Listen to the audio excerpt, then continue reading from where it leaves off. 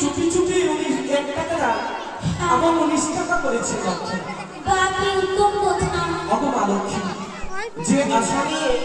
তোমার জন্য 19 টাকা দাও এবং 1 টাকা করেছে লক্ষ্মী এদিকে আমার জামাতা মুক্ত হস্তে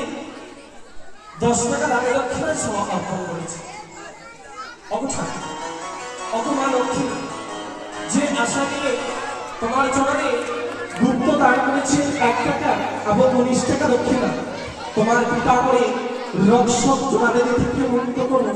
বিঘ্ন থেকে নাশ করিও ইহাই তোমার জন্য কামনা করি ওগো গায়ক মশাই হ্যাঁ দুইটি কথা বলবো বলো বলবো তো